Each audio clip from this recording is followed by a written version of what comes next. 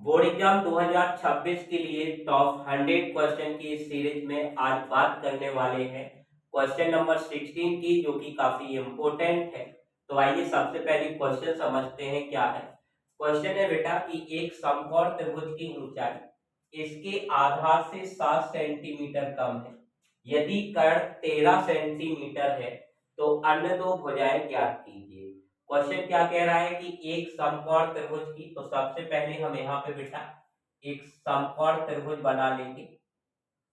तो यहाँ पे हमने एक समकोण त्रिभुज बना लिया, इसका नाम भी देंगे। ये ए पॉइंट हो जाएगा, ये बी और ये सी। हम जानते हैं कि 90 डिग्री के सामने वाली जो भुजा होती है उसे क्या बोलते हैं बेटा, कर्ण। बाकी दोनों भुजाओं में से किसी को भी आधार और किसी को भी लंब ले सकते हैं। यहाँ पे हमने ए बी भुजा को आधार मान लिया है कि भैया आधार है, और बीसी भुजा को हमने यहाँ पे लंब मान लिया है। अब क्वेश्चन को बड़े ध्यान से समझना। क्वेश्चन कह रहा है कि समकोण त्रिभुज की, यानी कि ये जो समकोण त्रिभुज हमने बनाया है, इस समकोण त्रिभुज की ऊंचाई, ऊंचाई यानी कि लंब, ऊंचाई इसकी आधार से 7 सेंटीमीटर कम है। यानी जो आधार होगा उस आधार को जब हम 7 सेंटीमीटर कम करेंगे तब जाके हमें इस समकोण त्रिभुज की ऊंचाई मिलेगी। यदि कर्ण 13 सेंटीमीटर, कर्ण कितना दिया गया है बेटा, 13 सेंटीमीटर है, तो अन्य दो भुजाएं यानी कि आधार और लंब, जिसे हम एक और नाम दे सकते हैं ऊंचाई। क्या नाम दे सकते हैं बेटा, ऊंचाई।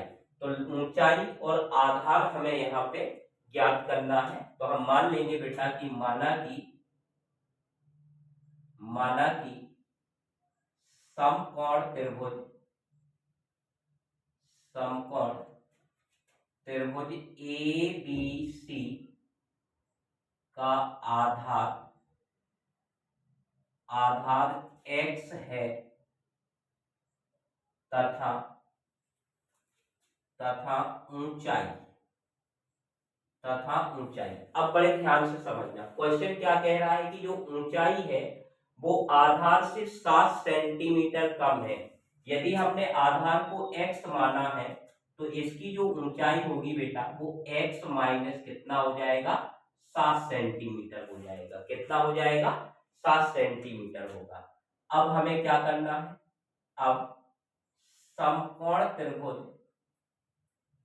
समकोण त्रिभुज ए बी सी में पाइथागोरस प्रमेय से, पाइथागोरस प्रमेय से, पाइथागोरस प्रमेय क्या होती है बेटा, कर्ण का स्क्वायर बराबर लंब यानी कि ऊंचाई का स्क्वायर प्लस आधार का स्क्वायर।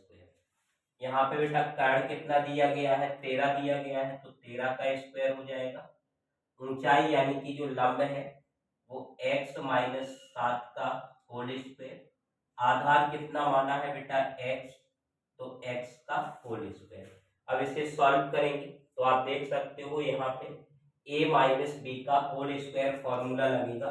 कौन सा फॉर्मूला लगेगा, a माइनस बी का होल स्क्वायर बराबर a square plus b square minus क्या होता है बेटा, 2ab होता है। तो इस फॉर्मूले को यहाँ पे हम लगाएंगे तो हमें क्या मिलेगा, 13 का स्क्वायर करेंगे तो कितना हो जाएगा, 169 बराबर, यहाँ पे हम x माइनस 7 का जो होल स्क्वायर है, यहाँ पे a माइनस बी का होल स्क्वायर लगाएंगे तो a की जगह पे कितना रखना पड़ेगा बेटा, x, तो a स्क्वायर है तो क्या हो जाएगा, x स्क्वायर प्लस b की जगह पे कितना रखना पड़ेगा बेटा, 7, 7 का स्क्वायर करेंगे तो कितना हो जाएगा, 49 माइनस 2, a की जगह पे रखेंगे x, b की जगह पे 7 और प्लस x स्क्वायर। सॉल्व करेंगे तो 169 बराबर x स्क्वायर प्लस 49 और ये 7 दूनी हो जाएगा 14x प्लस x स्क्वायर। अब यहाँ पे 169 का पक्षांतर करेंगे, एक्स स्क्वायर को जोड़ेंगे तो कितना हो जाएगा हमारा 2x² माइनस 14x प्लस 49 और 169 का पक्षांतर करेंगे तो माइनस का हो गया 169। तो यहाँ तक का आपका क्लियर होगा। अब हमें क्या करना है बेटा, 0 बराबर 2x² माइनस 14x। अब 169 से 49 को घटाएंगे तो कितना बचेगा, माइनस का 120। इसको और छोटा करने के लिए सभी पदों को 2 से भाग कर सकते हैं, तो लिख देंगे 2 से सभी पदों को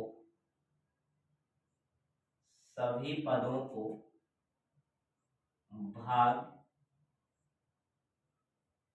करने पर, जब बेटा भाग करेंगे तो 0 को जब 2 से भाग करेंगे तो क्या आएगा बेटा 0।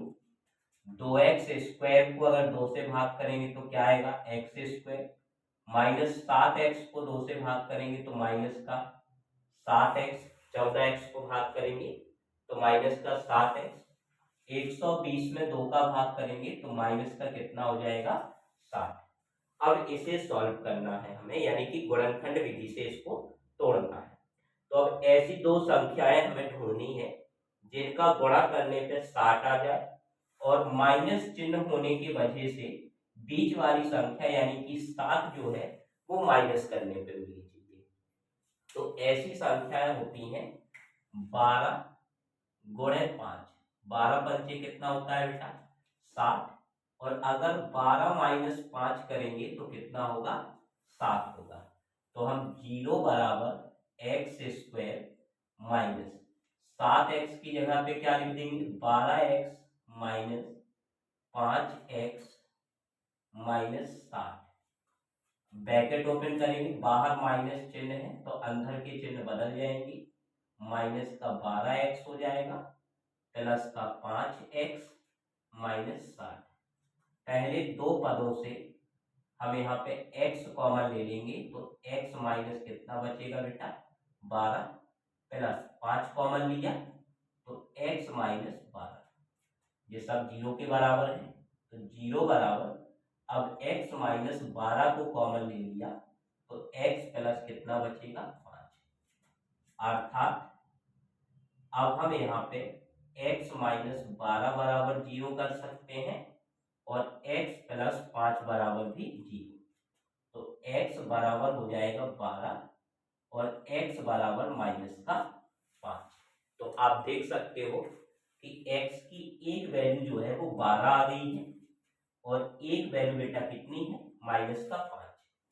अब आपको पता होना चाहिए कि लंबाई या दूरी जो है वो कभी भी ऋणात्मक नहीं होती है, यानी कि हम -5 को यहाँ पे नहीं ले सकते हैं, केवल हमें किसको लेना है 12 को। अतः अगर आधार की बात करें तो आधार बराबर कितना हो जाएगा 12 सेंटीमीटर, और ऊंचाई की अगर बात करें तो ऊंचाई का मतलब है, ऊंचाई क्या मानी थी हमने x माइनस 7, x माइनस 7 का मतलब है 12 माइनस 7 यानी कि 5 सेंटीमीटर। तो इस प्रकार से आप क्वेश्चन को सॉल्व कर सकते हैं। इसी प्रकार के इम्पोर्टेंट क्वेश्चन देखने के लिए हमारे चैनल के साथ जरूर जुड़िए।